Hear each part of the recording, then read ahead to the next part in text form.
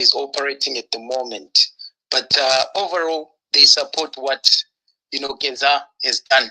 No one has come out to challenge the system like he's done, and he has echoed a lot of things that are music to the ears of the citizens. So Dhara, over to you. I can see Masi is raising a hand. We'll do it straight after Dhara has said one or two words of just the introduction, or before we dive into this discussion. Over to you, Dhara. Thank you. Hello. Okay. Am I clear? Am I audible? You are audible, yes. Amazing. Okay. So first, I just want to thank you very much for inviting me. It's always a pleasure to talk to fellow Zimbabweans and to share insights on what we think about our country and probably how to move it forward. There's one misconception that's always there in life, and the misconception is that journalists are supposed to be neutral. Right? I would want to state it for a fact and for the record that I'm not neutral. I will never be neutral. I side with facts. I side with the truth. That is my leaning. When facts change, I change. This issue of neutrality means that if you see someone who is weaker being attacked, because you are neutral, you put your hands in your pockets and you say, I'm not going to get involved because I'm neutral. But by doing that, you have taken sides with the one who has strength and have left the weak exposed.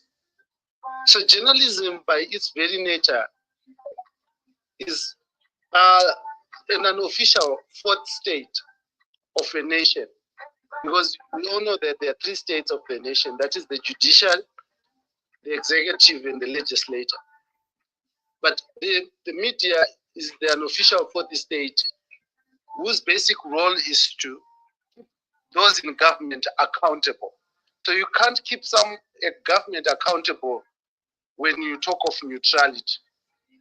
But that have been said, we continue to have what we call a disinterested approach to issues, where we do not take sides with anyone, but we tell the truth as it should be.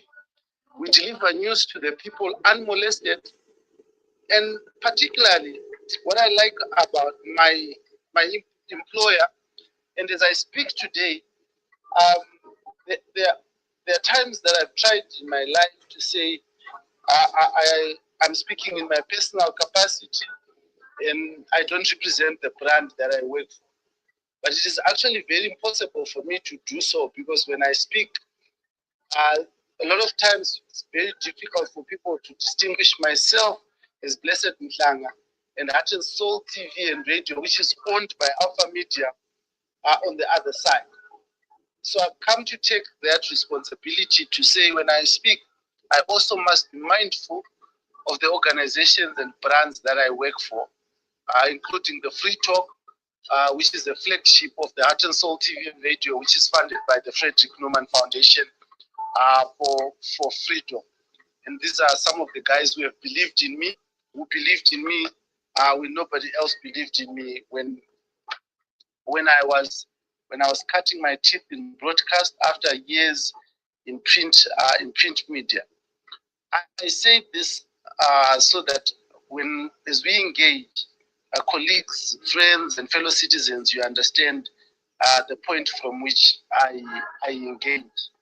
I engage on a factual privacy, which limits me from sharing my personal and private opinions to sharing facts and things that I know to be true.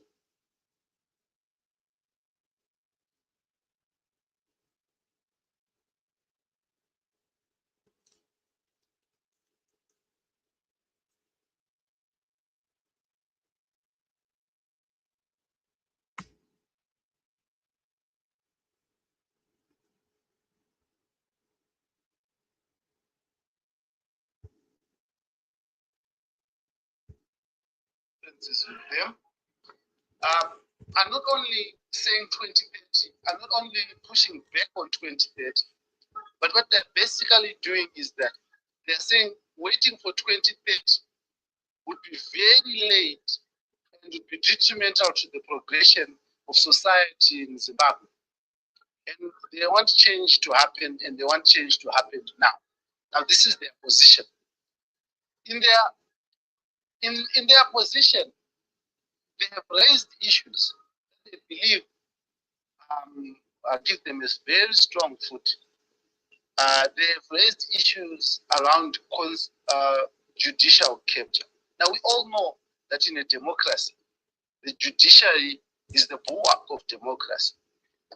Where the people's rights have been trampled, where the people's rights have been denied, they turn to the courts for salvation. In fact, the judiciary is also in some way a watchdog of the executive. It ensures that the executive adheres to the constitution and to the laws of the land. And when that does not happen, where the judiciary has failed, a country becomes a pariah state. And to them, the war veterans who have spoken, is that the country has become a pariah state. But why are the war veterans of particular interest? Because these things have been raised. They've been raised left, right, and center by a lot of people in the opposition. In fact, when the self-proclaimed interim secretary of the CCC, Sengezo Shabangu, and proclaimed himself interim secretary, they started recalling people. The legislators turned to the courts, looking at the courts to interpret the law and ensure that the law was followed. When the courts upheld their recall and felt that the courts upheld that they could not contest under the name of the CCC, they also raised these concerns that the judiciary has been captured, that there's violation of the constitution, etc., etc.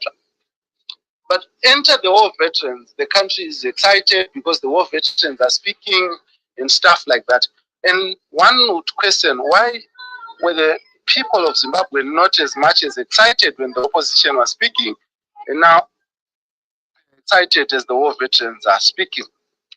Mainly because I think, in my view, that it's because the war veterans have for long been closely linked to ZANU-PF. They have supported ZANU-PF and its policies. They've even at times supported the judicial capture in as much as it has supported their interest. So it is in that context that the people are excited that those who were inside, those who were benefiting, are now crying rivers. But in that excitement, some have now raised the question of yesterday, of 2017, where after the whole nation woke up and fought together with the war veterans at that time, and also with the uniformed forces, to oust the late President Robert Gabriel Mugabe.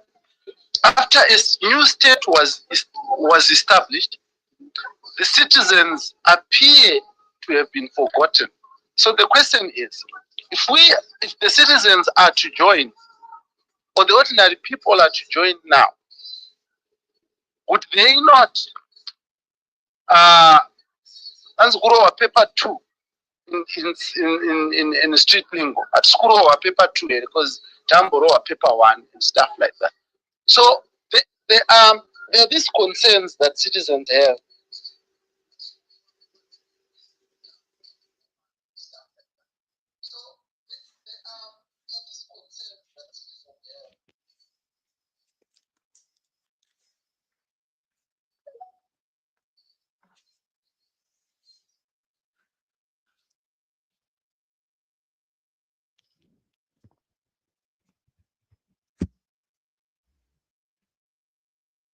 issues that have been raised by Geza, what are they going to bring for the people of Zimbabwe? I mean, these utterances and these statements, which are coined as press conferences, come at a time where a lot of Zimbabweans are unemployed. The few that are employed are unemployed whilst they are employed because they are not getting salaries.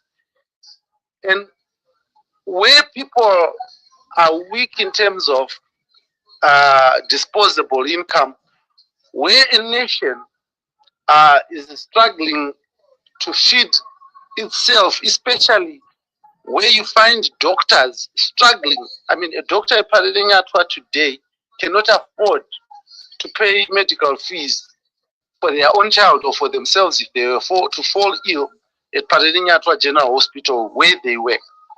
So the nation is grappling, or the citizens are grappling, as to what is the way forward.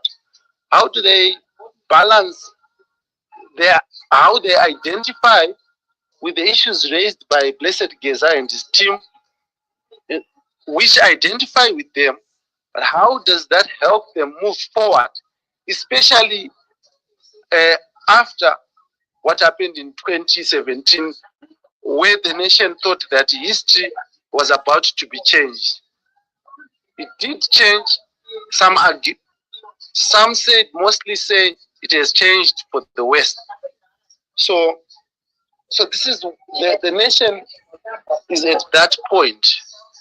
And to understand this and to have a conversation is where I present myself today to answer questions that worry you, to give you insights as to what I know and what is happening. I do this with the firm belief that my ability to interact with you today and will inform you, especially those in the diaspora. You will make an informed decision rather as to what is your role in your country as the future unfolds. It also makes you, equips you in terms of your options. Like I would say, last year I traveled a lot. I went to the US. I went to the UK. I went to Madagascar. I went to Nairobi in Kenya. Basically on work trips. I found out when I was in the United Kingdom that accommodation is very expensive. Many Zimbabweans who grew up in Zimbabwe in low density suburbs, they are struggling to stay in the little spaces that they stay in, because for instance, if you're staying in Hatfield in Masasa and stuff like that, you had a whole big yard where you could actually do chipage, grow your maize meal and stuff like that, and have dogs running around and have house parties, and stuff like that. And all of a sudden you're staying in a one-bedroom flat with no yard and stuff like that. And you are doing so not out of choice, but because you can't come home, because the economy is failing, the health delivery system, the education is failing. But all of the people in the diaspora want to come back home. Most of them rather want to come back home because they feel more, they identify more with the weather, they identify more with the culture of doing things. They also understand that, they can go for a weekend braaiing and stuff like that, and they don't have to work shift after shift. So to keep alive. And the only thing that's stopping them from coming home is basically a nation that is in crisis, and they want that crisis to end. And some of them see this Geza, this blessed Geza moment, as an opportunity to resolve that crisis, because they thought 2023 would resolve that crisis for them. failed to do so. And many believe that change, especially in a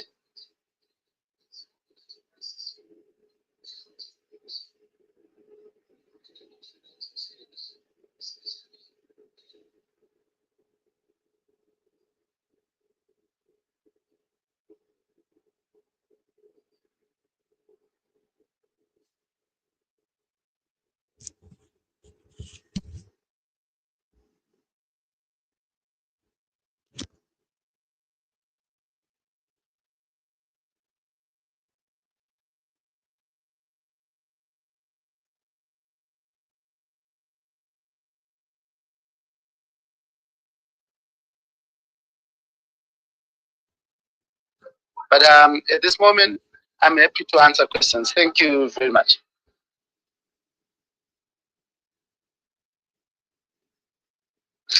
Oh, thank you for that, Dhara. Before I go any further, I would like my two co-hosts. Do you want to say anything, or do you have any prepared questions so we can start? Yes. Inspiring Dhara. Yes, absolutely. Turning the tables on him. No, thank you for breaking that down. And I just wanted to find out in a bit more detail from you, really, in terms of, just some of the gaps of why did they decide that this was the right place? And in terms of like HSTV, why did they decide that this was the space that they wanted to make this type of announcement?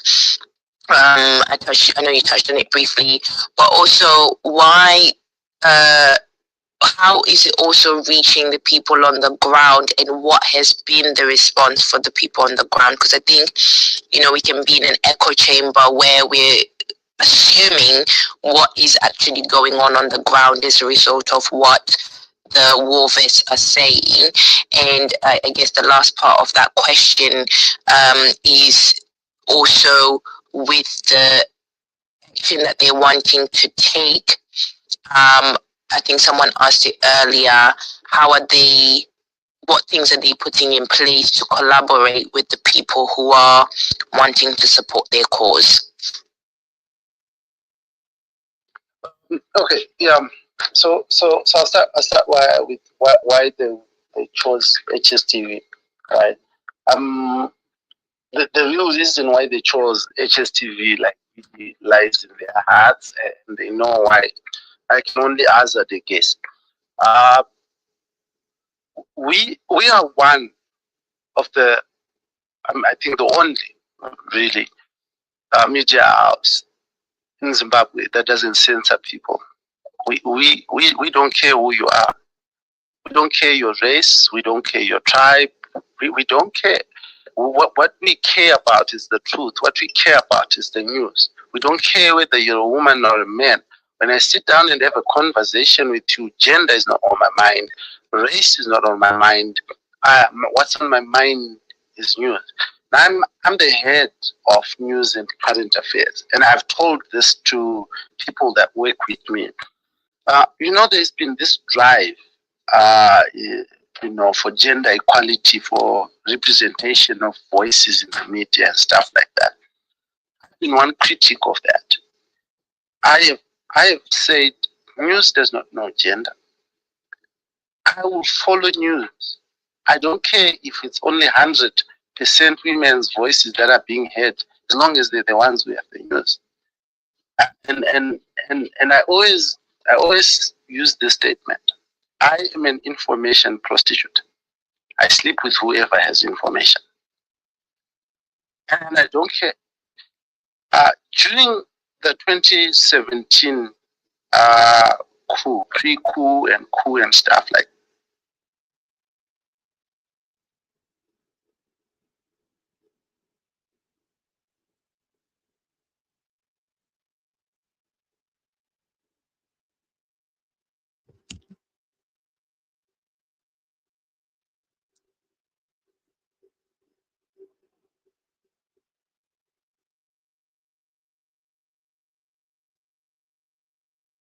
that, statements from President Emerson Mnangagwa and those behind him. I was the very first person to get that news, and we published it, regardless and obvious to the dangers that was there. I remember the first press statement that we published in the Newsday. There was a tweet from Jonathan Moyo, who was the minister then, that my actions were treasonous and I was supposed to be arrested. Fortunately or unfortunately, whichever way you look at it, the military tanks rolled into town 2 days after that tweet. So I never got to test prison cells over the alleged treason that was there. But also, over the years, I've been a journalist for the past 20 years. And I've built relations across political divide, business and stuff. I have sat down with people and I've told them that my commitment is to factual news, is to truth. So you could be my friend. In fact, some of my very close friends are in ZANU-PF. For instance, Tafadzo Mgwadi is close to me. I talk to him. We talk. But when he sits next to me and I'm having an interview with him, I'm at work and he's defending his party. I ask the questions that people want. And people have been following this work that we've been doing. And they had confidence in us that, number one, we respect the fact that our sources have to be protected. So I think you saw what happened at the press conference. Godfrey Tsenengamu called a press conference for all journalists. And whilst he was in the middle of his press conference, it was disrupted. Also saw what happened to Kudzanai Mashumba, who was in the MDC. When he called his press conference, he was assaulted by the honorable member of parliament who walked in and disrupted the press conference. So people believe that at times when they have such sensitive press conferences, they want them to be secure. They want themselves to be secure, probably not to be arrested midway the press conference. So they have chosen people that they can trust, that after recording, after giving us the footage, we will publish it. We will broadcast it and without adulterating it, without censoring them, without removing some of the things that they would have said. So this is for us. For me, journalism is one of the most thankless professions. We are not as highly paid as doctors, as engineers, as other professionals, lawyers and stuff like that. We're not. But we do what we can. And you don't enter into journalism for money. So a journalist is less paid than a public relations officer. So when you do this job, it's either you're doing it for the truth, or you're doing it because you have no option. I do have options, so yeah, this is why they probably trust us to carry their message to the people, and regardless of the statement that has been released by the police today, if they do come to us and if they do want us to share their message, we are more than willing to do so, and we'll continue to do so. It is our right to ensure that everybody is ahead. And for anyone in this space, it is also who has information and wants to share with us. I can assure you, it is our responsibility to protect you. In fact, the Constitution of 2013 goes a step further. It actually puts in writing, I think Section 67 of the Constitution, which actually tells journalists that they have the right to protect their sources. So yeah, in line with that, I would definitely continue to do our work. definitely continue to serve Zimbabwe. I know as we do that, there are some who are happy about it, and some who are totally unhappy about it. But we cannot allow Wimbo to have one narrative in a democracy.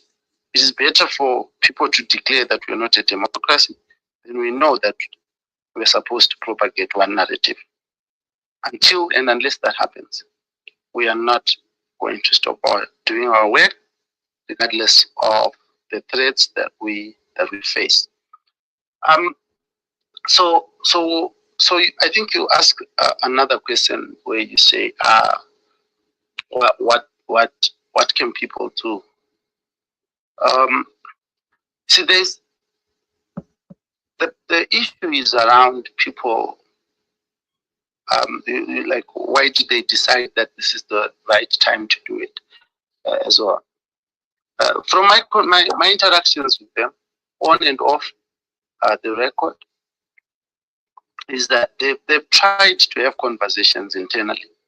They've tried not to rock the boat, right? And their conversations fallen on deaf ears. I remember just before President Emerson Mnangagwa announced his first cabinet in 2017. Blessed Geza called me to have a press conference at his Harare Safari Club, and I went there. And there were other very high-profile ZANU-PF persons who were there at that particular time, and they didn't want to speak, but Blessed Geza was the one who was speaking, and he spoke about the type of cabinet, and he implored President Emerson Mnangagwa not to forget the people that fought to ensure that then President Robert Mugabe was removed from office. And in his words at that particular time, he said, the people who fought for this are the people who understand the reason why they fought to remove President Robert Mugabe. They have the vision. Excluding them from cabinet would be disastrous, because if you exclude the people who knew why they went into the trenches in the first instance, would mean you replace them with people who don't understand, and we run the risk of repeating the same mistakes that we had with Robert Mugabe. But at that particular time, people did not take heed of this, because I did a story about this. People did not particularly take heed of this because, and even myself at that particular moment, I thought, well, these guys want to be rewarded. They want reward. And maybe genuinely they did, because they felt that they risked their lives and they needed a reward. But fast forward to today, they might still need reward, or they still hurt, but also who could take that away from them? Because if you really look at events that are happening, we could be, or we might be going back, history repeating itself. The very same allegations that President Emerson Mnangagwa is being accused of, this very same thing that President Robert Mugabe was being accused of. How do you justify that Job Scala was in prison for 2 years, in remand prison? And after 2 years, he was acquitted of all charges. After having served, effectively, he served 2 years in prison. For what? For no charge. So, in any society and community, people do not speak on the first day, but they do speak when they get tired. So maybe these guys are just tired at this particular time. But the question is everyone else tired, or is just them? Because remember, democracy is about the rule of the majority. And if two people continue speaking by themselves, it looks like it's just two people. Yeah. If there's anything that you want me to elaborate, I can. No, that was great. Thank you. I'll hand over to my other hosts and see if they want to pass the mic to those that are waiting to speak.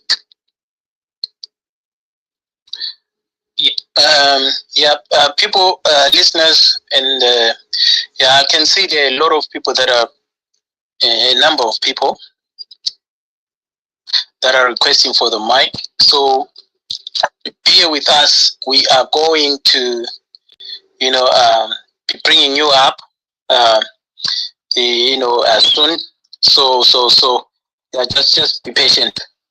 Co-host, and then Masi Chikara and Champion.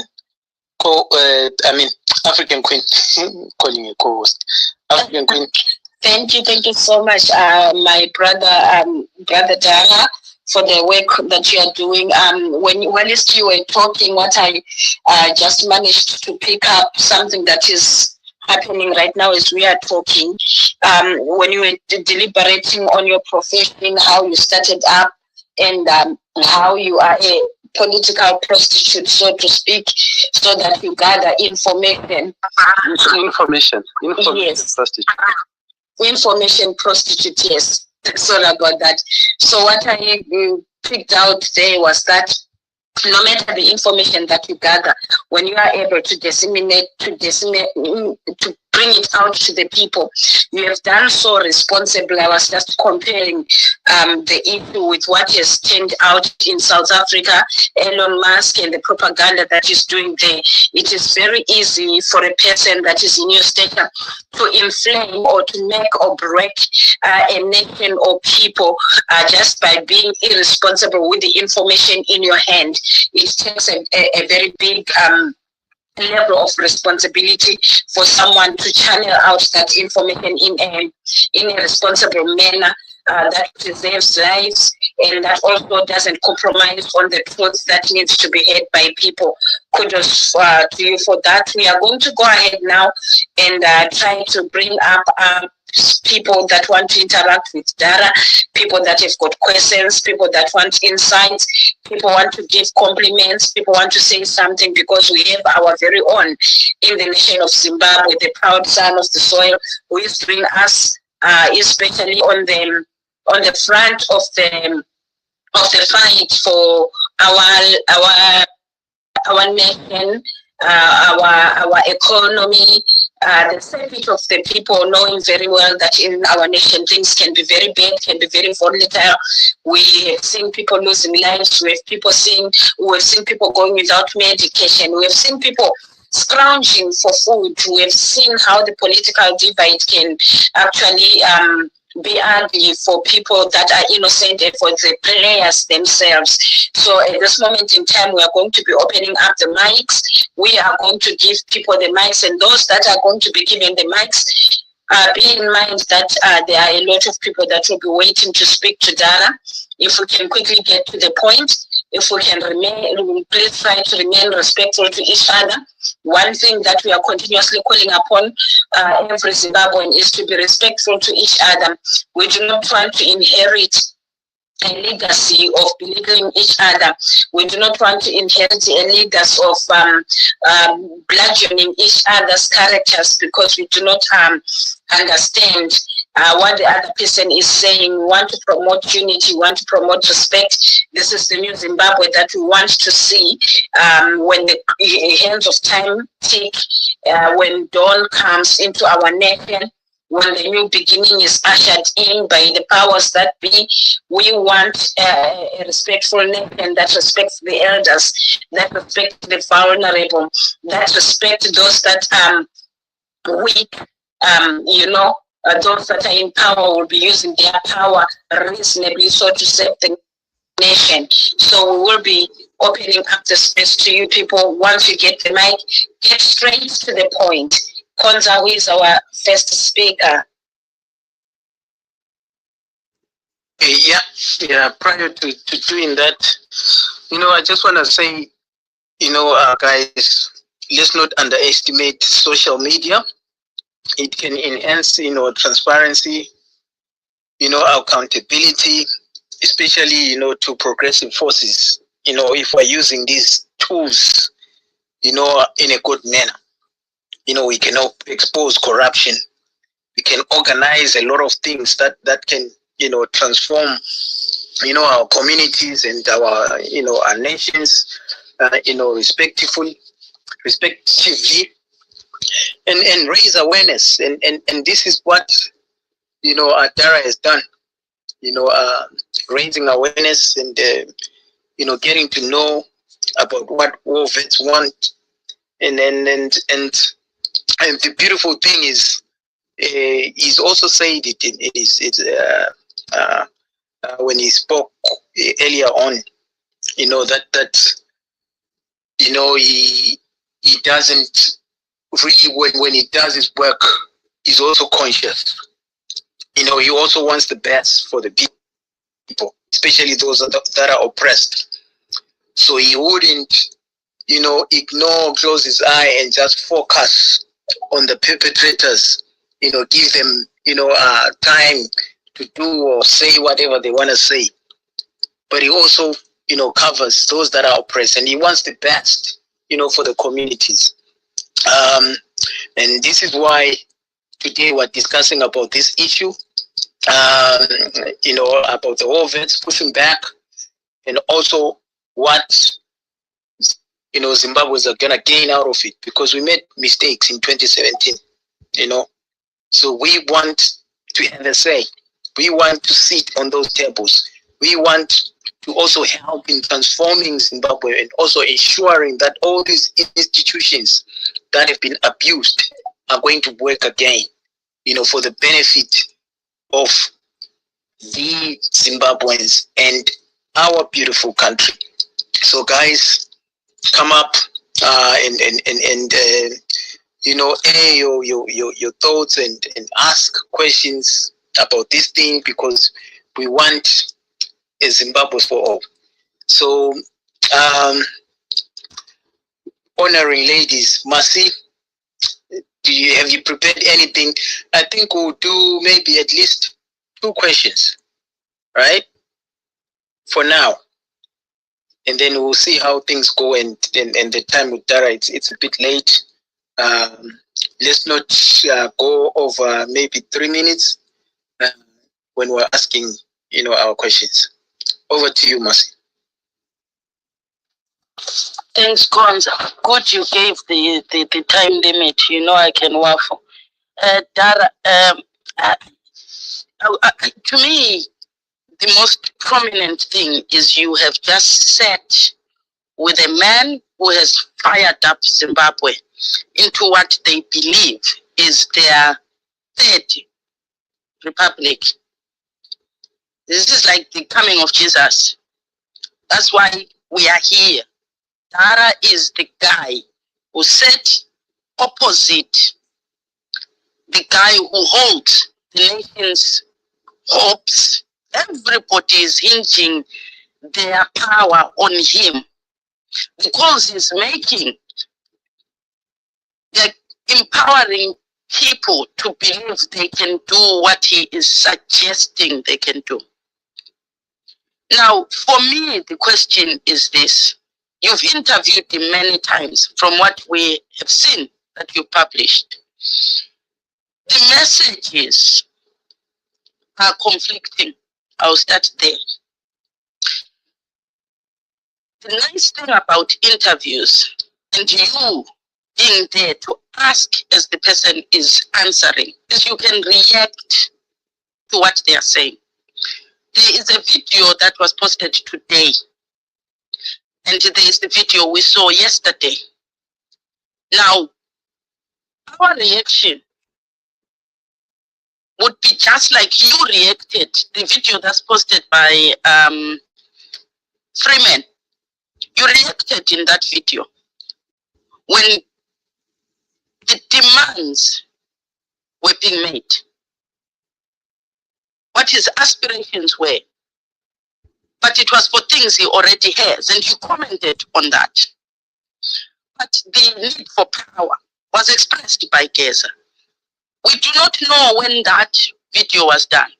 Is it the earlier videos, or is it videos is done after what we saw yesterday? Because that would now give us a problem? And to me, that is the question. The video posted by Freeman, is it older video that you did with him? And from your interviews recently, what you reacted to and what he's now speaking to now, has it changed? Because there was selfishness in that video. And the yesterday, there is the Chinchelu Isusu involved. So I'll make it just one question. That video today and yesterday's video showed two different motives. And for me, I'll just be very honest. I want to know your reaction in that video to yesterday, the video you posted. Clarify for me where the man is in terms of selfishness and a sense of entitlement to you, since both videos were done by you. Thank you, Mercy. So I can't really comment on his state of mind because I have no brief for him. But what I can comment on is the facts that I know. So in the first instance, the video that you're talking about is a video that was an interview that I did with Keza last year in 2024, around I think November, or if it's not earlier. That is the interview that I did with him. The subsequent videos from the time he started speaking, I think we've done 3 press conferences with him. I've not interviewed him for the 3 press conferences. Him and his team were just speaking. But what is instructive for me at that is that in the first interviews that I've had with him, he has spoken with respect to President Emmerson Mnangagwa. In that clip, he even calls him commander, right? Even calls him commander. At that particular point, in my understanding,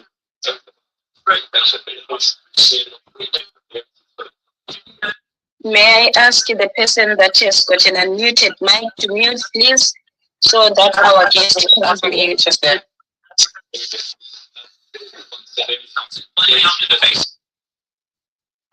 Yeah, I've just removed the person from speakers. Go ahead, Dhara. Sorry about that.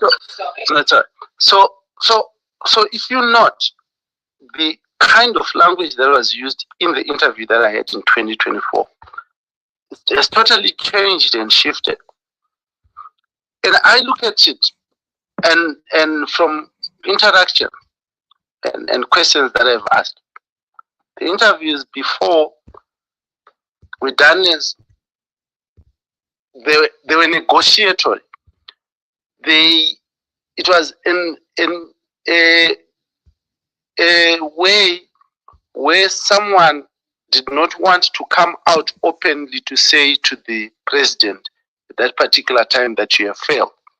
They felt that if they spoke about issues, they would persuade their commander, as they say, to look at the things and change.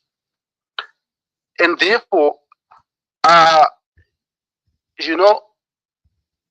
if you still want to be a member of a team, you speak in a different language, is okay, not a member of a team. But if, for instance, myself as an employee of Alpha Media Holdings, the manner and language in which I will conduct myself as I talk about my employer would probably be very different if I leave employment.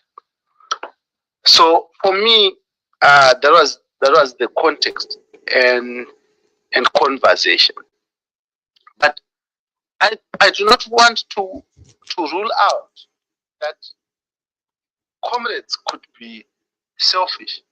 The comrades could want something in it for themselves.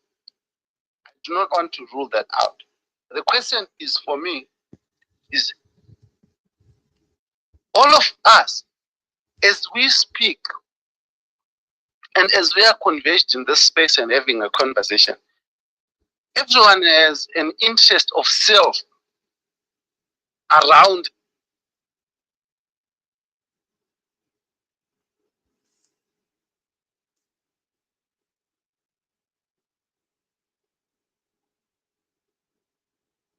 this country. I have my grievances as a person, as a father and a family man. I want to send my children to a very good school. I want them to go to a very good university. Personal grievance. So these comrades, probably they have personal grievances. I don't know if they are selfish about them. I don't know. But from my conversations with them, and from looking at them, I look at Comrade Geza, I think he's around his 70s or somewhere there. He's past the afternoon of his life. He's just past it. And any change that is going to happen to this nation is probably not really going to benefit him. And most of his colleagues that are talking about it. And if it does, it will probably not be for 2 years or more. You know. And Geza is a guy who has resources. From my knowledge of him, I went to his home some 3 years ago in Sanyat. And some 4 or 5 years ago, Geza was inviting big star artists from South Africa and stuff like that for gigs in the middle of nowhere in Sanyati, where you would invite the whole village to come and sample the best artists and for free, and you'd pay for them. So he's not a man without resources. He's not a man without money. Like I reacted, you said I want the president to also give me a car. This guy is a guy who has more than 10 to 15 cars that I've seen. I know I know for a fact that during the 2017 coup, he funded most of the transport to bring up people who came from rural areas to demonstrate against Mugabe in the urban areas. In Harare rather, he funded the printing of posters and banners. I know for a fact that he did because he has the resources. So for me to think that this guy is looking for money, I don't know. Probably maybe he's broke. I don't know. Probably he wants power. Well, I don't know. But the question is, what is raising? Does it resonate with you, Mercy? Does it resonate with Zimbabwe? Yeah.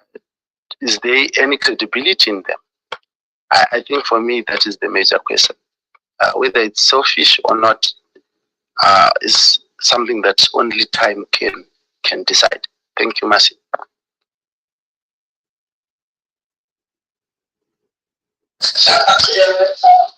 Thank you for that, Dhara. I'm sure Mercy is giving 100. I think she's satisfied with that. We'll move to the next person. Champion, are you ready? Yeah. And then Jara and Maziwa. After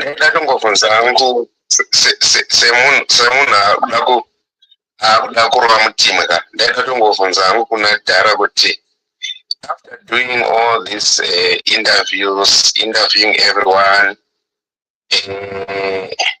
would you be able to tell us how do you feel after? I remember some of your interviews that are really like it's like a breaker, or they like put let me say they put the interviewee at a point of which some maybe they feel uncomfortable. But how do you feel after that? That's my question. The only thing that I can say is that thank you, Dhara, for just gracing us. I think this is the opportunity for us to just talk to you. So feel free, Tiriwako Dhara, tinotofarawo kutoti kana taona iwewe tototi aiwa tatiitawo nhanikire masters. Thank you.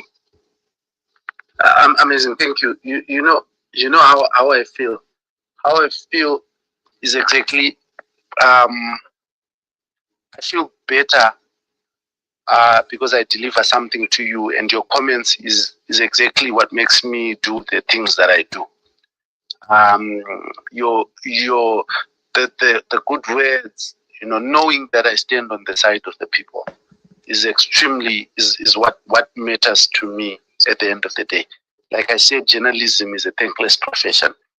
But let me say this: when I sit on that chair and ask people questions, it's not about me. It's absolutely not about me. Because most of the people that I talk to and interview are people that I have conversations and life with outside that interview. So these are people that I can simply pick up the phone and ask questions, and they can give me responses. So if I wanted to talk to them and ask them and be personal about it, I could have just done it away from the cameras, right? So I do this not for me. I see a friend of and a brother of mine, Musa Kika, who's Dr. Musa Kika, who's in here. This is an amazing man and brother to me in my life. But I sat with him when he was the director of the NGO Human Rights Forum, and was sitting next to me. And we had plans to go for drinks later in the evening, but I had an interview with him in that afternoon. And I was sitting with him, and I asked him a question. You have been accused of being a regime change agent. Why are you doing this to the government? Why are you trying to change the regime? Right? But this guy is my brother, he's my friend, and I know him, and I'm sitting there. But I'm asking this question because it is the question that is in the back of everyone's mind, that the people who are listening to the program want an answer to.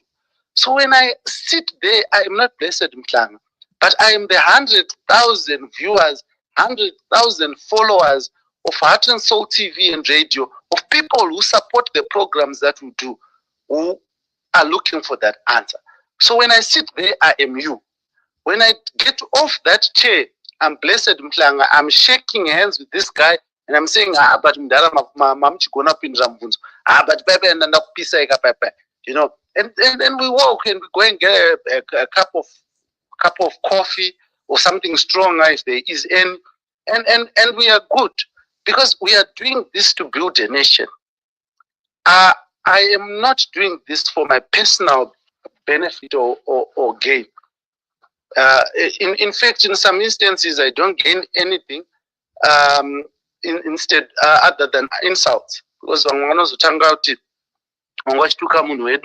and then they start insulting me as well and stuff like that. But then, look, questions have to be asked and answers have to be provided. That's how we remain relevant. And the last thing is that, look, we are not a PR organization, and we will not behave as one. If Mercy here, who's my friend here, comes and sits on that chair, I'll make it as hot as possible for her, so that people can derive value out of it, out of that conversation.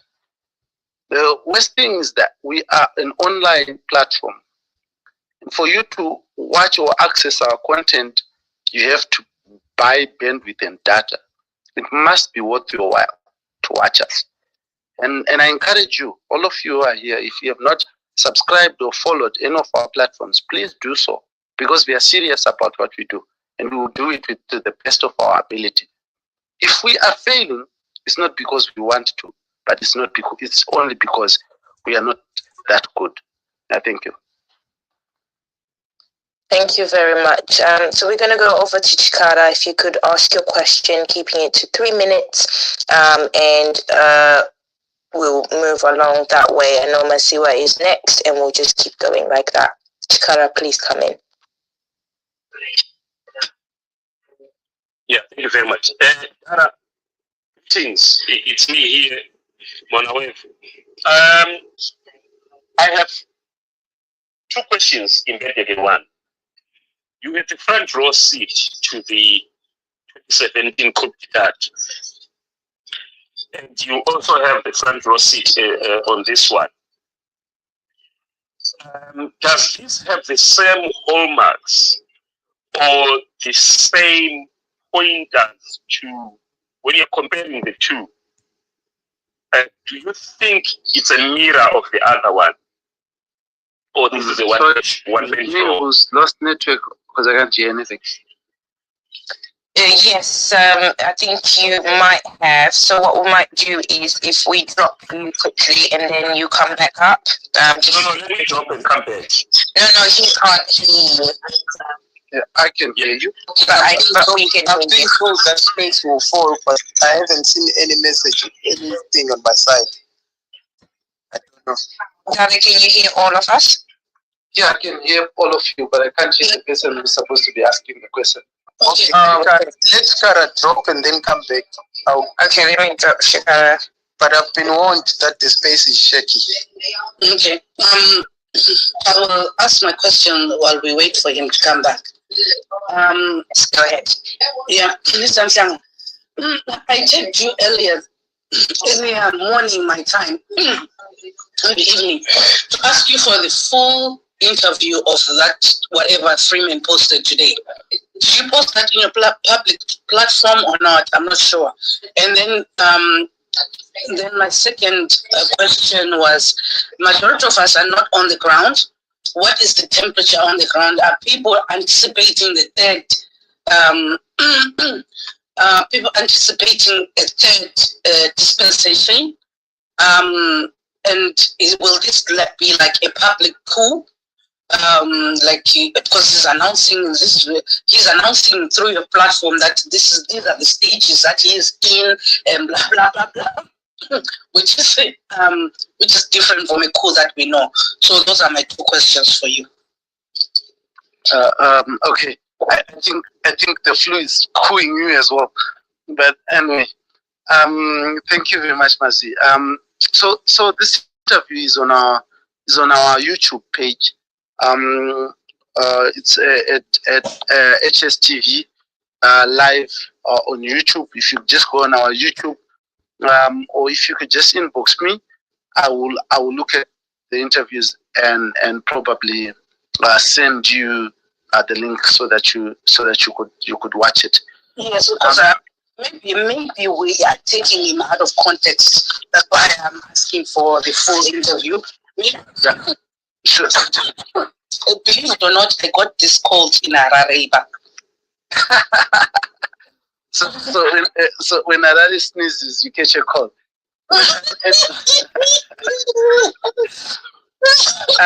Yeah. So I just wanted to know what is the temperature like. Look. I think Masi was saying something when she was saying that she wants. I think she was jokingly saying this, but there was some element of truth in it. When Masi was saying, I think it was Masi or someone was saying, I want Geza's number, and then we open a group of women for Geza or something because the men have let us down, and and that kind of thing. The honest truth is that people are excited on the ground, not just people, but I have received calls from individuals who I think are very powerful in government, who believe in what Geza is saying, but because they want to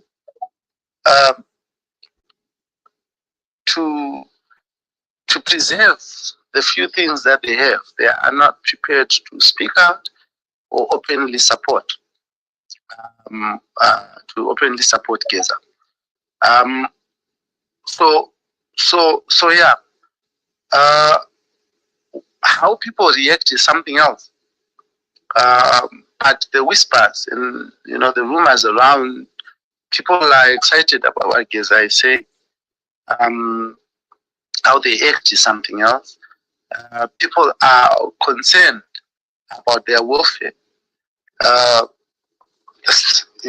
poverty levels are very high. The World Bank report says 49% of Zimbabweans live in abject poverty, not just poverty, but abject poverty.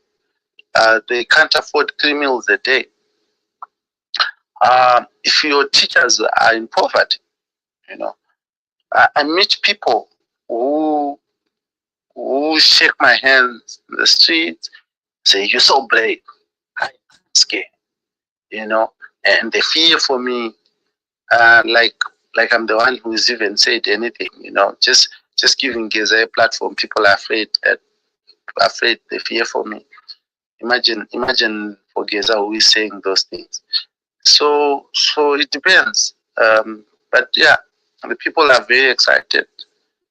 What they will do, I don't know. My business is to keep the cameras rolling. If they do something, if they don't do anything, I keep the cameras rolling. But yeah, just inbox me. I'll give you the link, and please don't forget to subscribe to HSTV, because the reason why we keep doing what we do is because of your support. If you subscribe, if you follow us, if you watch our content, we are able to try and monetize so that we can fund our operations, and also so that I can also be able to still do what I love and send my kids to school. Yeah. I've just subscribed, but hey, yes, there's a lot of content in here, and I'm looking for that particular interview. So if you want to find it fast, just go on the most popular videos. It will be, I think, around number 10, or number 15 thereabouts, because it's got about 90,000 views. So it'll be very close for you to see. Just go on videos and then go on the popular videos, and you'll be able to find it. But still, just send me an inbox and I'll quickly send it to you. Right. I found it. That's good. I found it. Thank you. Beautiful. Share the link with us, Masiva, in the chat. So I'm charging you for consultancy. It's an hour, 19 minutes long. Yes, I found.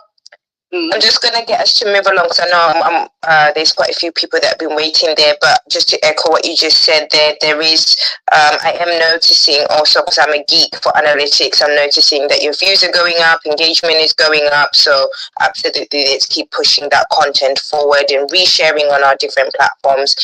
Power, you and X, please come in. Thank you. Tara is asked his question. Thank you. Hold on, Power, hold on. Chikara dropped before. Oh, yes, that is true. Sorry, Chikara, you did drop. Please go ahead, because I'm not going to take much of your time. No, let's just put Chikara, are you okay with that? I'm not okay with that. Chikara, please finish your question and then we'll move over to Power. That was my apologies, completely missed out. That's fine. I don't succumb to privilege. I'm kidding.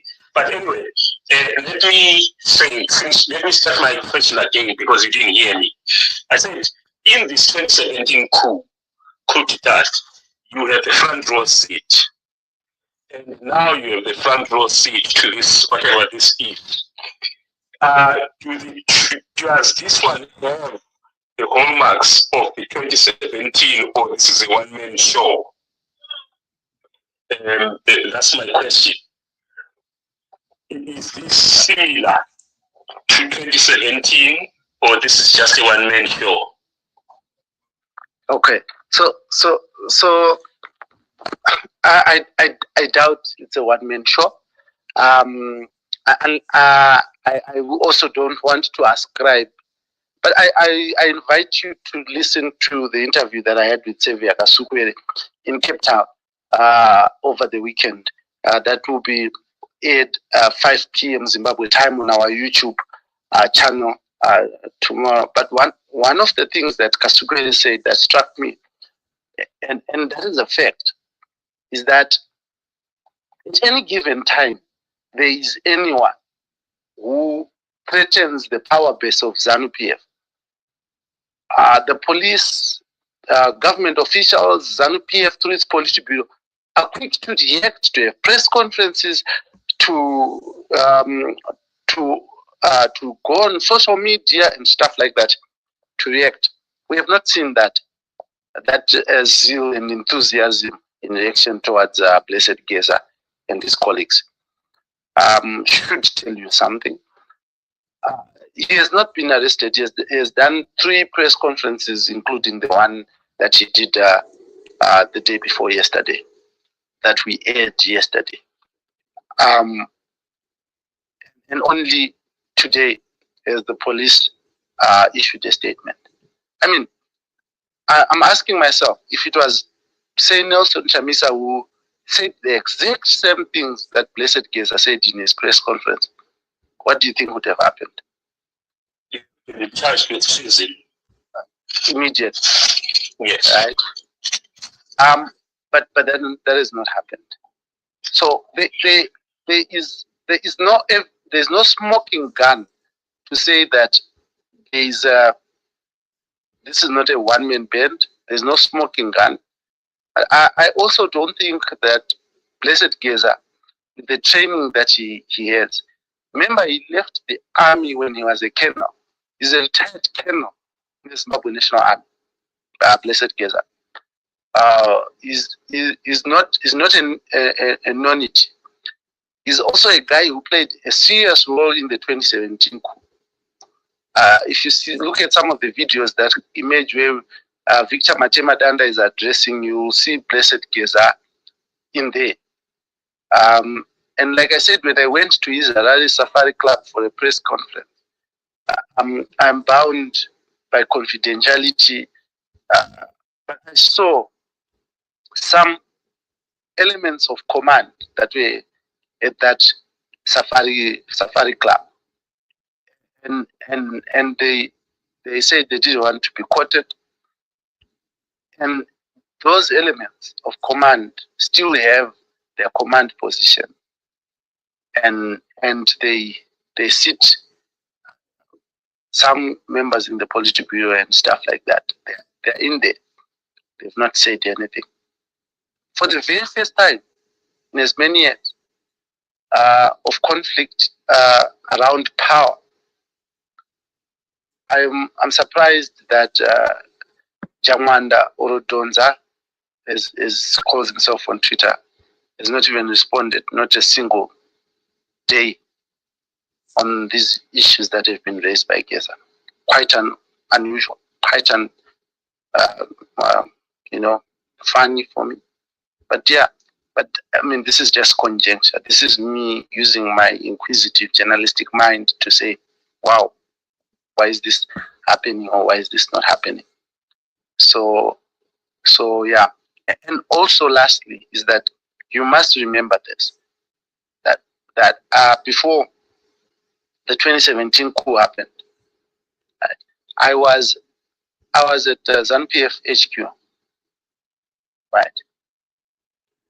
And the grounds of ZANU-PF HQ was filled with ZANU-PF supporters, and they were chanting slogans.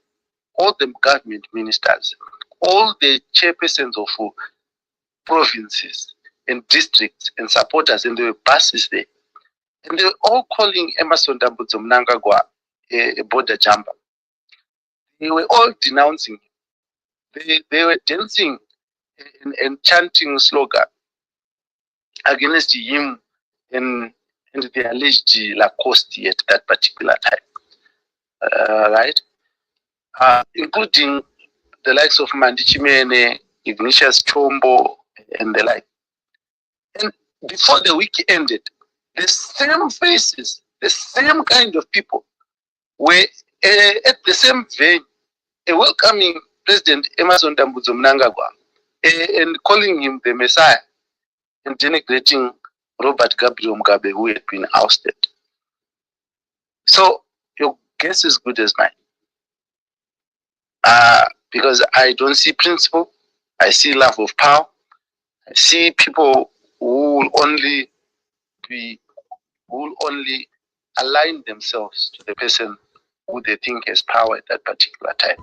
And this is particularly incisive because also the Constitution at this particular moment is working against President Emerson Mnangagwa because his term of office constitutionally has to end 2028. So if it's not the coup, it's going to be the Constitution. If it's not the Constitution, it's probably going to be the election. If it happens, because if there are divisions, that probably means winning the election is going to be very difficult. So yeah, those are the options that are on the table. Thanks for the question. Great, thank you. I'm going to hand over to my co-host, African Queen. If you want to take over getting the people on board to ask questions. I think we were now at Dhara G, because I think the other person has dropped now. That's if you're available, by the way. I'm just assuming. Yes, thank you so much, co-host, and thank you so much, Dhara Blessed, for the insights that you are giving us here, your journalistic eye. I had not taken note of Jamanda, that is this silent. Normally he is up there talking and calling names. The only person that I saw sticking out some verse for the first time was Nick Mangwana, who was saying rebellion is just as good as witchcraft, and what, and he quoted the scripture there, and I just wondered, could things change? He is now copying Chanisa, whom they normally denigrate, if he actually utters my scriptures. So he is feeling the heat. However, there is silence from Jamanda. Jamanda normally challenges each and everything that happens, and he is that kind of a man who wants to walk out with his head up high and make all the other people feel belittled. Thank you for that. So the next speaker, you saying that which is co-host. What did you mention is on the lineup? It's Dhara G. Dhara G, you can take the mic. Okay, so thank you very much. Thank you very much, co-host. Hello? Dhara G. Yeah, give me 30 seconds. Yeah, give me 30 seconds of Dhara G. So yeah, as we continue, this one is lightheartedly anyway. So guys, also ask for the mic if you want to come up and ask question. But this one is for anyway. I'm gonna say this lightheartedly, guys. So Dhara, the women here, they want Mahovets Kuti Awe Panapan. Then they ask them questions in future spaces. So if they are not tech savvy, could you open a Twitter space or whatever for Mahovets and things like that? Mercy and the other women are volunteering to create an account for them, and they will hand it over to them so they can use it, because they want to ask, pertinent questions. When we collaborate with citizens, with the war vets, how are we going to strengthen our civil society and other institutions? How are we going to promote good governance? Because in Zimbabwe, everything is messed up. How are they going to sort out, advocate for my human rights? And how are we going to do economic empowerment? Mira Dhara Mudara Nchakupa. How are we going to sort out our healthcare and education reform? Even my political reforms, before we go for the next elections, engage my youth, so they want to ask my vets in the near future or soon. So Mercy and them, they can create an account for all of it. I'll create one for Comrade Knox. Yeah. So all I can do is convey your message. What I've noticed is in most interviews that I've had with them is Vanoshandisa Tumbudzi. You know, I'm not sure whether it's for security reasons or not, or whatever. So I'm not very sure. Even if you create the account and hand it over to them, how they're going to access it. But what we can do in the spirit of allowing conversations to happen and stuff like that is we can actually just bring them in studio and allow them to be able to use our platform to answer questions directly from. We could do like a call-in, but it would be on a space, right? So to be able to assist, because it is our role as the media to provide platforms and connections between the people and those that occupy spaces of concern to the people. So we'll have a conversation with them, but given the position that the police have taken at the moment, it would probably be very difficult for us to host them unless we are accused of harboring criminals. But we'll see as time goes on how best we can assist.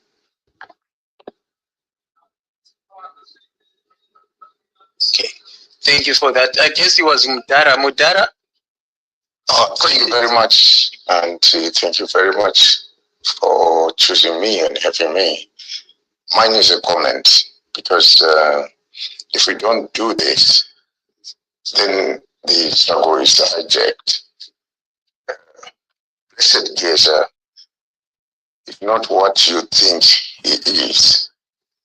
The co-author, the main author of the 2017 coup was Chris Mhlanga. I did mention in the afternoon that he came to me. He had actually plotted something against Joyce. So an article was put in the newspaper, and that was Joyce down in a chopper. The rest is history. But it's the author, and I think he worked very much with people like Ibo Mandasa. I'm coming back to Blessed Gate. Mnangagwa was shocked by the 2030 mantra. He wanted to go up to 2030. But then he was shocked that this was an impeachment. And also, it was a vote of no confidence. So he was caught between a hard rock and a razor fence wire.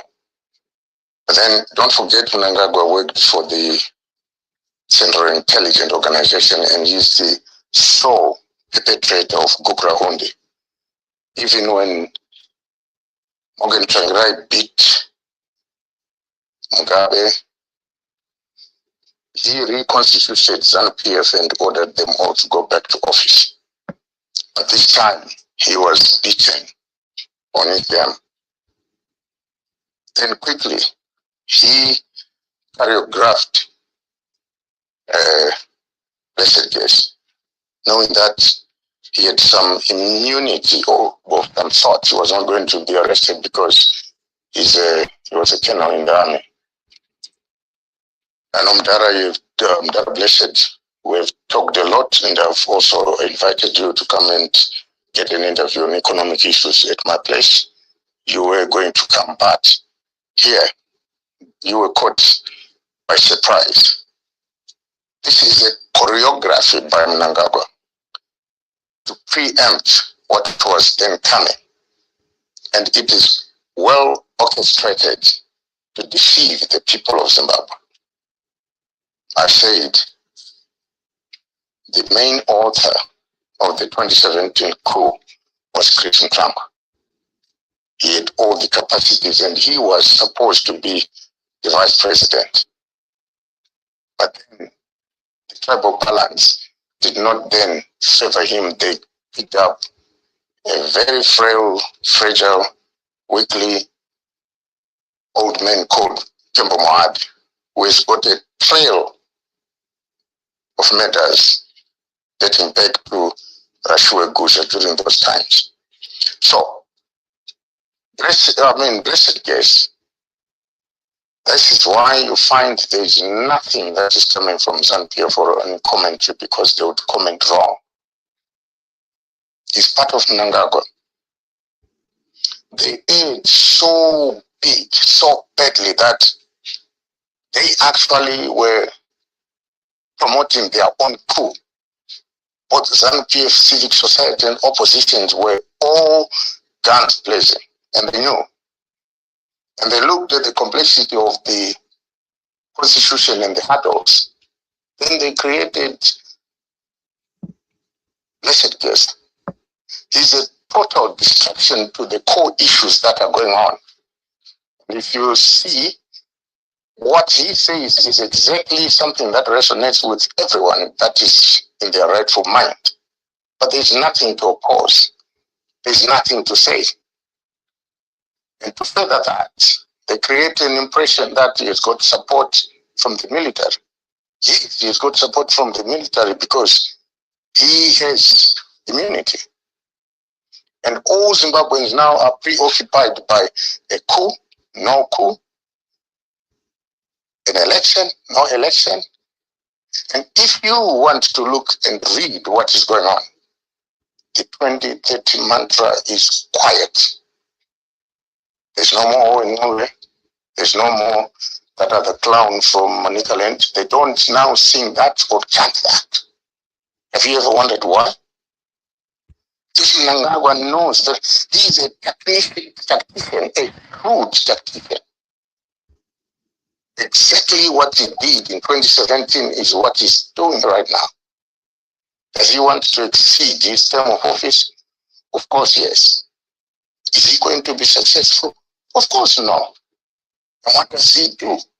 He creates precedents. Precedents is a tired gerontocracy, an octogenarian who has nothing to offer to the people of Zimbabwe, nothing to offer to the electorates, nothing to offer to the civil society. Yes, he's a member of the Central Committee. They could silence him in the Central Committee. Sorry, my time. Thank you very much.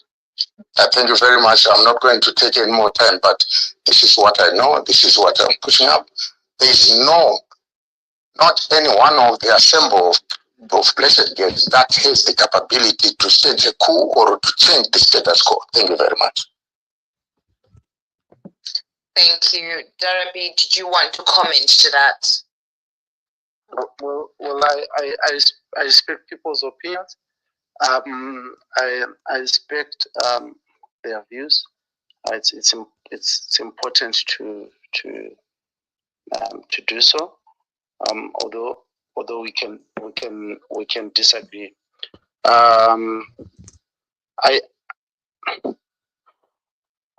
You know what excites me in life is that so there's this video that I've watched. Okay, so there was this zebra that had been caught by a lion, right? And whilst the zebra was there lying helplessly, the lions started fighting. When the lions started fighting, the zebra did not ask the reason for the lions fighting, or whether the other lion was a creation of the other lion. The zebra took that opportunity to take flight and save its life. The question is, as much as the theories can come, what is your point in all this? You want to take an opportunity to deliver for yourself because you resonate with what is being raised by Kesa. You want to take an opportunity. Do you see an opportunity that can allow you to advance your interest in that chaos? If yes, if no, well, that's something else. And I mean, obviously it lies within individuals. But in my experience, over the past years and as a journalist, I've seen most Zimbabweans fail to take opportunities because of theories, because they believed certain things. From what I know and what I've seen, Geza is very, very unhappy. And if Mnangagwa can create an individual who can denigrate him in front of everyone, an individual who can dent his legacy, and an individual who has the capacity to say things that makes over 200 people stay on this space up to this late to have a discussion and to begin to question the leadership of the country. And if that person is a creation, then that intelligence is not intelligent at all. Because the words that Geza has said and the manner in which he has delivered them has the capacity to bring agency and urgency within citizens, to mobilize them to believe in something. And this space and other spaces that I've seen around right now, there's another space that is going on with around 400, 500 people discussing it. Our press conference, our videos that we've done, the first press conference that Geza had is on 375,000 views. People who are engaging with that content. The people I meet on the road, the teachers and doctors, are fired up. And the people within government offices who are also fired up. So if the president of this country can create a person who has the capacity to rally and rile people against him, then, well, that's quite a strategy. That's all I can say.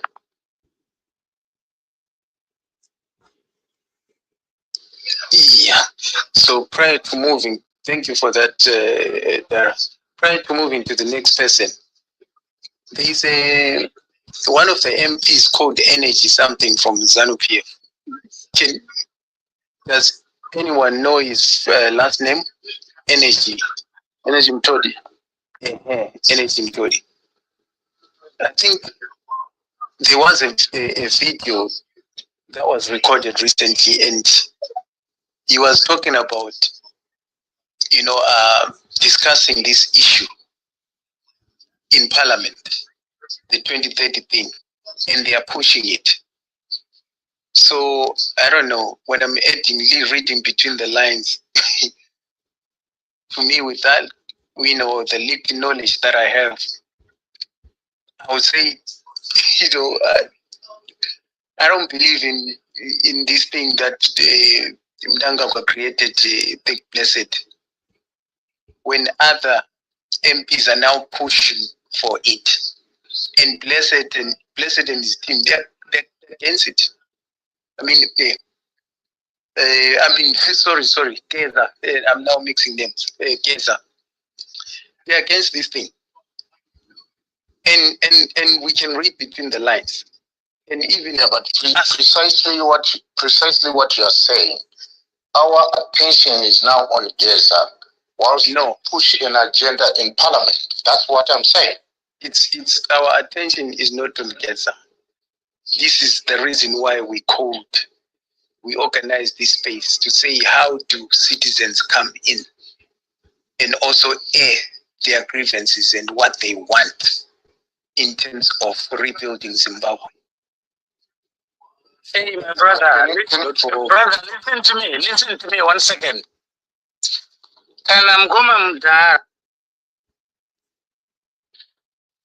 Okay, let's just have some order and be respectful. I'm just going to move us along here. Actually, I know that there's a few people that came in. Signora has been patiently waiting. If you come in, please keep to 3 minutes and we move it along like that. Let's be respectful of Dhara's time. He's spending this time with us. And so let's just honor that and also allow opportunity for other people to also contribute. If you're coming in, please don't just unmute yourself. Please just be respectful until you're called upon. You can put your hand up. A second has just done, but Charles, we don't do that here. All right, Signora, please come in with your question, and Dhara can bring in his response.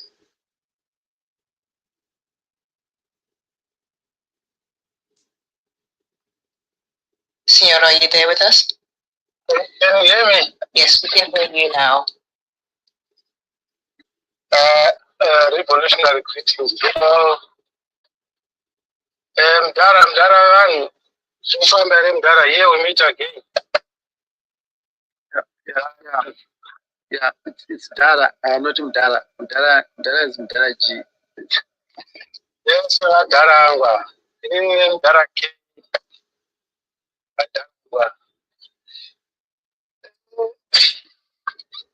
Very interesting. I hope at some point we'll have not a contestation, but the previous presentation, I think many eyes are rolling. And I think it's healthy so that we understand exactly what is critical is to understand what is happening on the ground, because we're not third-class citizens. Not so much to compare and contrast, but it's important to have that narrative from Dhara. Anyway, my question comes from a background which I want you to comment in response. I have a lot of respect for all veterans. I've worked with them. I don't know if you know Comrade Tasa Alfred Not Titibas, late. Point I'm making is the misconception, is that a misconception? In that Dhara Comrade is Alpha and Omega. It's an institution. And in the same line, very important question. Concept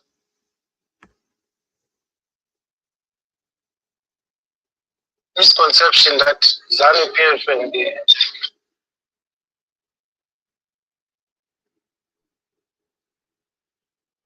the war veterans is one thing. Quick one.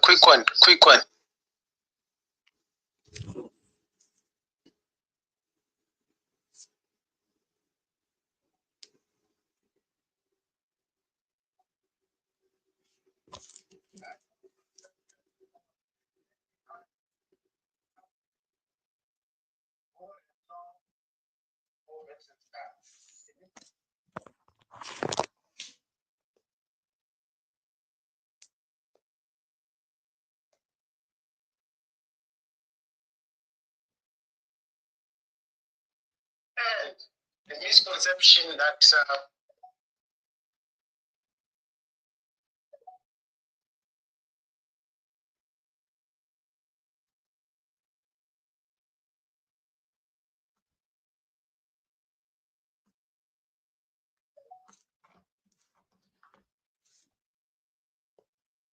Is it me who's lost?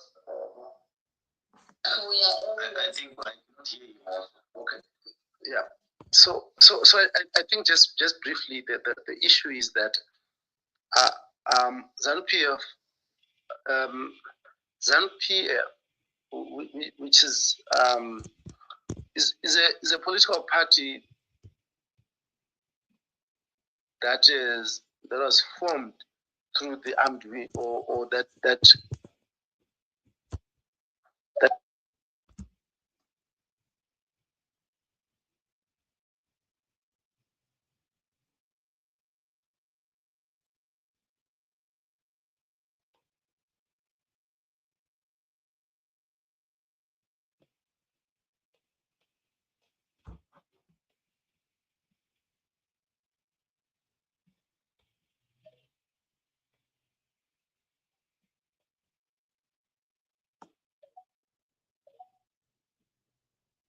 that then formed ZANU-PF, he felt obliged and compelled to support ZANU-PF, right? There are some people who are opportunists, who pass themselves as war veterans, who occupy high positions. They are there, and this is normal. This is why Geza, in one of my interviews I had with him, he said that he disputed the fact that President Emerson Dambudzo Mnangagwa was a war veteran and President Robert Mugabe was a war veteran. He called them nationalists.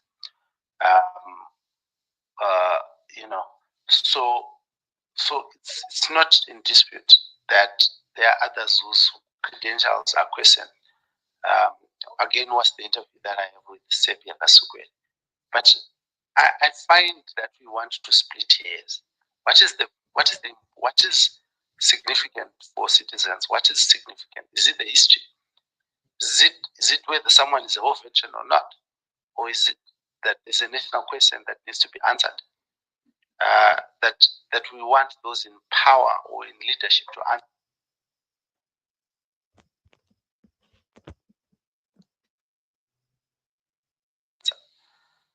In whether it's been raised a question, I think that's the most important thing for Zimbabweans to answer. Over to you, Austin. Thank you. So yeah, the Dhara's battery is running low, so we'll be quick, so we can let him go.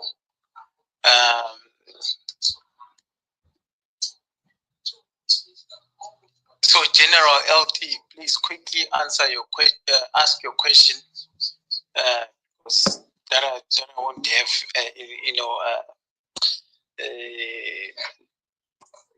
enough time or long time with us.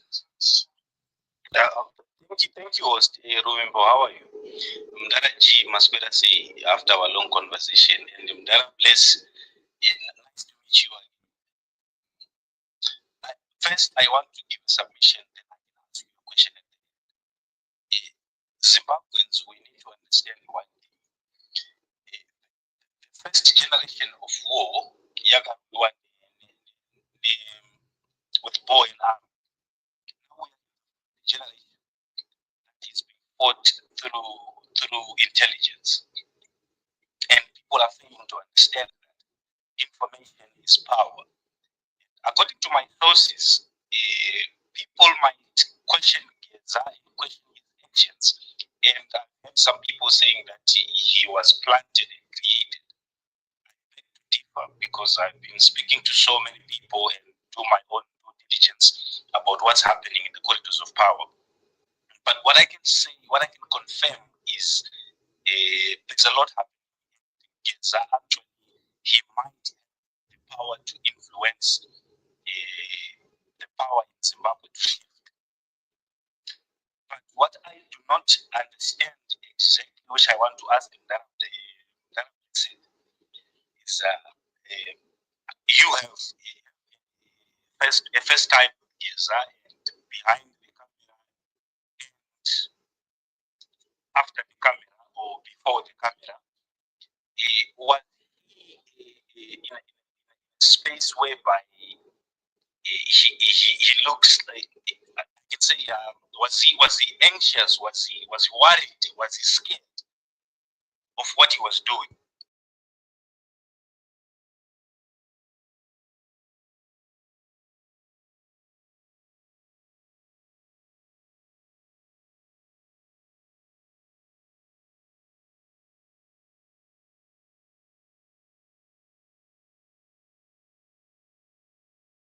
There were so many incidents that happens that were ignite the second issue. Saka panodiwa vanhu vanokwenya matches, panodiwa vanhu vanoita action, panodiwa vanhu vanozofinisha. So as much as we do not like it because he's a war veteran, he's ZANU-PF, but I see an opportunity to change what's happening in the power. I think. So thank you. So my I I don't know whether he was anxious or anything, but look, Geza is a very old man. He's a very, very old man. And I don't think he has any reason to be afraid. I mean, if you get to your 70s, you know, if you get to your 70s,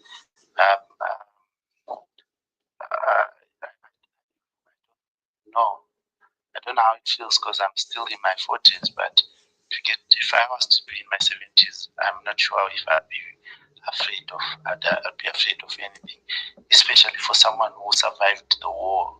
I'm not very sure.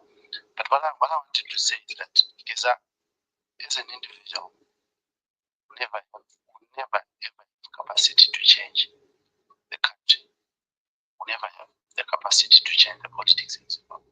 It is the citizen. And I think this is the reason why in his press conferences he's appealing to members of the public or to citizens to join. This is why he's saying these things that is Zambia. That message, I think, is clear to his understanding. Even if the 2017 coup would not have happened with soldiers alone, it would not have happened if Zimbabweans, the ordinary citizens, had not gone into the streets. It would not have happened. So, alone, I doubt he has the capacity to change anything. But if citizens, if he gets the buy-in of citizens, then that could be the game changer. So the question is, does he command the respect from the citizens? So how can I ask you one question? How can we buy in the story of Geza? According to your own perspective, I don't know. I absolutely don't know. It's you who live the life. Someone says the best person to ask how much a shoe hurts is the person who's wearing the shoe. So it is absolutely up to you to decide as an individual. I've given you the information. I've shared with you the things that I know. How is up to you. Okay, thank you, Dhara, blessed. And in a time where things are not okay, it's not all about the formula, the how part. It's about getting down to do whatever a person can do in their own spaces, which is why we've got this space where we are today. We are not sitting on our hands and observing from a distance and doing nothing, but we are saying, let us hear what other people are saying. Let us hear Dhara, who is interviewing these people, what he's saying, so that people can then equip themselves with this information and see how best to contribute to your freedom, to my freedom, to my liberation, to the dream country that I want to live in. USMO, what do you want to do after this? If I tell you that I've had a conversation with someone that has inboxed us, in as much as their way of contributing is outlandish, so to speak, because of what they've said to me, which I'm not going to repeat here, but it's rather, you know, this person is an ordinary civilian, and the things that he was so eager to share, saying, I'm ready, can we utilize this space to send out the message? He's talking about like someone who is sitting on a 50 kg bag of grenades, and he keeps on talking and saying, I want to do it. You know, when the show really hates you, you will know which step to pick to make yourself comfortable. Second, now we've been raising your hand for a long time. Take a bite, your 3 minutes before Dhara leaves, and then we can continue to other speakers if we are allowed. Thank you so much. Dhara, thank you for the work that you're doing. Because I know it's not easy for you to get what they call it response, a reply from. You are muffled. I'm not quite hearing you. I don't know if other speakers are hearing you. You are kind of muffled. Can you hear me now? I'm not hearing you. Yeah. Are you on speaker? Are you on speaker, Sekina? Yeah, are you using headphones? Yeah, I'm on headphones. Let me take off my headphones. Yeah. Thank you. While he's taking off his headphones, how do I contribute? We cannot have everything dictated unto us. You know, if it means we are on the road. Yes, we can hear you. That's better. Okay. Okay, Dhara, thank you for the work that you are doing. We really appreciate. It's something that someone has to do so that the population can have somewhere to start from. Just a quick one. I know it's not easy for you to reach Mnangagwa, but have you ever tried to get a response from him to this accusation that Geza has put on him? And also, just a quick one, maybe to ignite the fire. Have you ever tried to speak to other players, like the oppositions, to see how they can also put pressure on this one to accelerate it? And I know you've spoken to Kasuku, but maybe within the country, people might be might be afraid to express themselves, like your chamisas. Have you ever tried to rock the boat and put pressure on them to say something with what Keza said? Thank you so much.